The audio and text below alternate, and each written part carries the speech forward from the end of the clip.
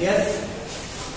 So vapor pressure is nothing but the pressure exerted by the vapor on the surface of liquid. That is called as the vapor pressure. If we have taken pure distilled water as a solvent, it's vapor pressure, and if we taken the solution of water, then both vapor pressure are different. At any temperature they can evaporate, even with boil or not boil. If evaporate, that is a volatile. Okay, a non-volatile solute means which cannot be evaporated at normal temperature. Then the some molecules of the surface replaced by that non-volatile solute molecule. That's why what happened? What happened? So what happened? The molecule cannot vaporize. So of course the vapor forms less, and therefore the vapor pressure is going to decrease. Pure solvent, vapor pressure of pure solvent, pressure of solution when we add a non-volatile solute. Okay, so change in vapor pressure, how you can find out? Delta P.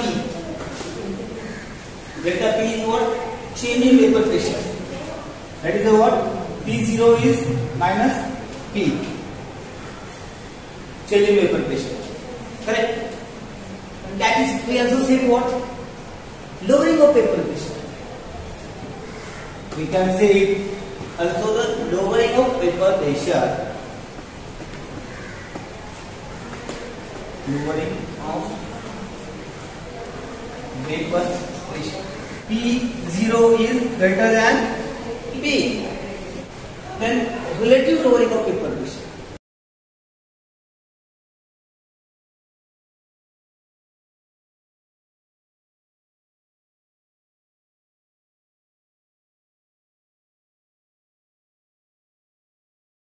It is the ratio of lowering of vapor pressure to the vapor pressure of pure solvent. Delta P upon P0 according to Raoult's law.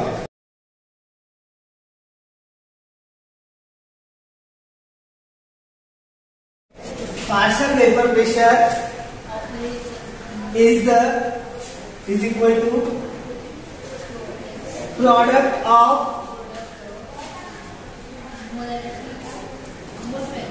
mole fraction and pure solvent. Vapor pressure of pure solvent. Remember that if P is equal to partial vapor pressure of liquid solution, or also we can say that it is the vapor pressure of constituent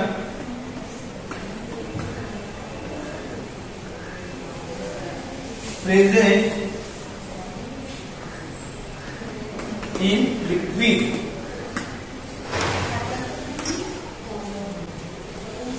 What P is equal to? P naught minus P. Yes.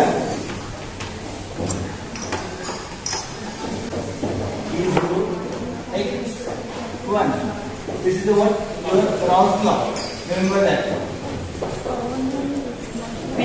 What is the value of P here? P naught x1. So P0 minus P naught x1. P naught you can take it constant. Then what remains? 1 minus x1. Is 1 is equal to x1 minus x1 plus x2. For any solution, mole fraction of solute plus mole fraction of solvent is equal to 1. So this 1 is for solvent and 2 is for solute. Solvent and 2 is equal to solute. Correct? Here. Therefore, we can put this value in equation number 3. There, what is the value? P naught x2 upon P naught. Therefore, P naught get cancelled and you will get x2. Question number 5. Now you are going to compute this derivation. Question? See? How the relative lowering of paper pressure is a correlative property? That question we are going to find out here. And if you reaches at this moment, equation number 5. So equation 5 you can relate. So according to equation 5 you can say that relative lowering of paper pressure is directly proportional to only mole fraction of solute.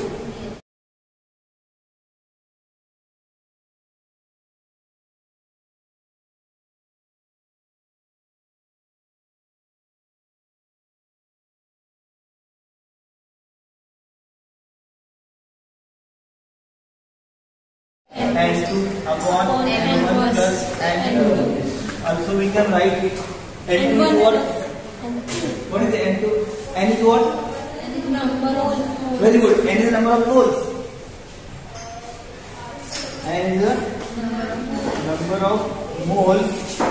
And that number of moles is nothing but formula? Yes, very good. W upon N. W is the weight of substance. W is the weight of substance and M is the molecular weight or molar mass of that substance. The properties which depend on only number of solute particles, not nature or size of solute particle, are known as colligative properties. Remember that. And this indicates that the relative lowering of paper pressure is a colligative property.